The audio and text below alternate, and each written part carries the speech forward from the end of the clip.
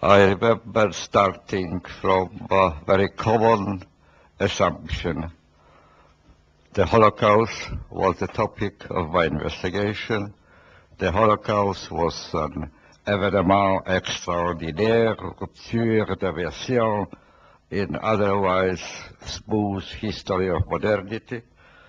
And then I remember at some point a truly eureka experience when I realized that Holocaust, in fact, was not a picture on the wall, separated by its frame from all the rest of the wallpaper, but it was a window in the wall through which you could see aspects of modernity, modern civilization, which normally remain unseen, or which we avert our eyes from. We don't look at it, we don't notice them. If one remembers the Alfred Schutz expression, topical relevance, well, these aspects are outside the realm of topical relevance and therefore unnoticed. I recall this experience because what I wanted to tell you today is just one point which I want to argue, is that the refugees are also not an extraordinary phenomenon which ought to be understood by the concatenation of events, coincidence of special factors, but it is a window in what could be called modernité liquide, mondialisation, and what I call the fullness of the planet. Fullness of the planet, which I don't understand in demographic sense, and not in geographical sense, but in sociological and sciences po sense. In other words, what I want to argue is that however important is the topic of refugees, its true potential of discovery is just looking through the plight of the refugees on the rest of the world, and just to understand better the world which contains refugees as its integral element. I would like to now pass to another metaphor and just think about the modern factory, industrial factory. In the yard of every factory there are lorries which take out what has been produced in the factory. And there are two kinds of lorries. One kind of lorries takes the products to the shops, to the shopping malls, to the warehouses. They are the useful products. The other lorries go to rubbish heaps, to waste disposal sites. And the interesting point, if you look at the way in which we narrate to our students the history of modernity, history of modernization, we narrate it in terms of rising comfort, rising production, rising convenience, growing efficiency, growing liberté, and all other nice things. But somehow we forget about the other kind of lorries. They are out of history. They are not part of the story which we are telling.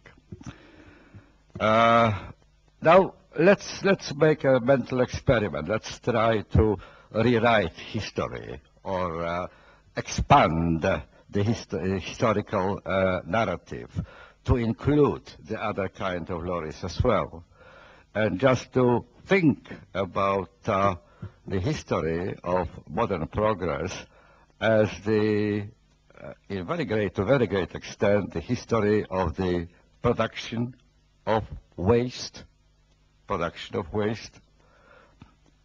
disposal of waste, and recycling of waste. And by waste, I don't only understand the material detritus which is left by as a sideline of the factory production, the rejects of the factory production, but also wasted lives, wasted humans, the redundant, supernumerary, unnecessary, dysfunctional, or rather dysfunctionalized human beings. Modernity, ladies and gentlemen, is an compulsive and obsessive modernization. To be modern means to modernize. If you stop modernizing, you will be like wind which stopped blowing, and asking the question, what does wind do when it starts blowing, is of course a nonsense. To be modern means to obsessively, compulsively modernize. And in the process of modernization, there are inbuilt two industries producing human waste or wasted humans. One is the order building. That's one industry responsible for redundant humans. And the other is what we call economic progress. It's very easy to explain why wasted humans are produced in these two supremely modern activities.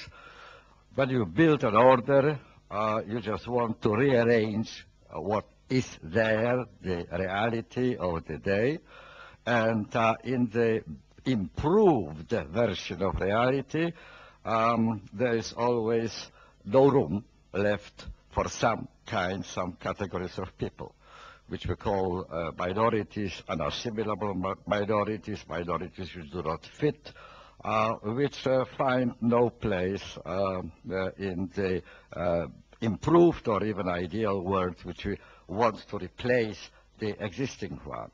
I am using the metaphor, another metaphor in this context of gardening. Whoever has a garden knows very well that a good gardener has an ideal image of the perfect garden, the order which he wants to achieve there.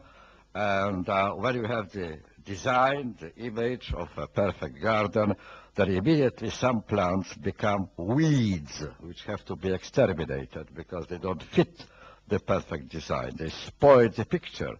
They are aesthetically offensive, and they destroy your purpose. So whenever you create, you reorder society, there is always some margin left which doesn't fit, which either is to be, following Claude Lévi-Strauss' distinction between anthropophagic and anthropoemic strategy. Anthropophagic means eating up the difference, transforming them into your own body by assimilating. Probably in some other societies it was literally phagic, namely eating up the others, cannibalism. But in our society we apply cultural assimilation. And the other is anthropoemic.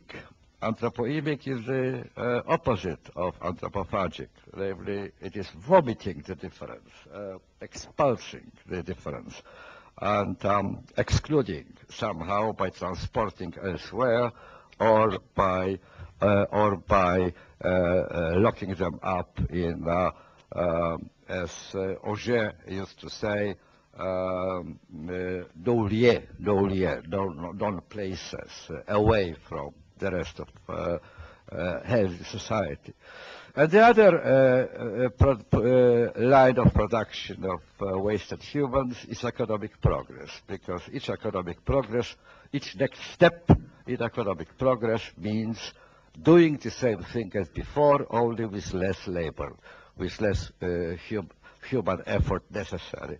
Therefore, there are always, with every step of economic progress, some ways of earning living, some ways of making living are made redundant, unviable,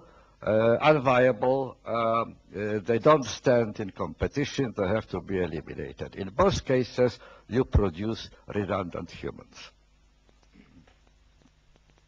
that these two industries, remarkable for producing human waste or wasted humans, accompanied modernity from the very start. But, that is the big but, really. That's why refugees strike us as a novel phenomenon. That's why we think about them as if they were an extraordinary event in history of modernity.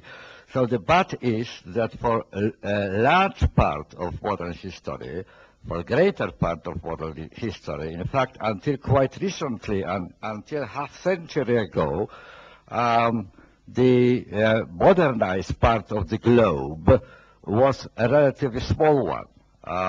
There was the modernization did not reach the faraway places. Therefore, there was a very, very considerable power differential between this small enclave of modernizing and modernized countries and all the rest of the globe. When you have such a power differential, you can consider the other parts of the globe which are on the receiving side of the process of modernization. You can consider them as empty lands, void, as a sort of a void, empty land waiting for colonization, waiting to be used in a better way than it has been so far. And the aborigines don't count. They are just part of the landscape. They could be pushed away, making room for the rest. And Europe, for several centuries, used the rest of the world for this purpose, as a huge waste tip, in fact, a sort of a rubbish heap on which the excess of European population could be exported. Both Americas, South America, North America, Australia, New Zealand, parts of Africa, served as this sort of a no man's land, a void, in which the excess of population in Europe was exported.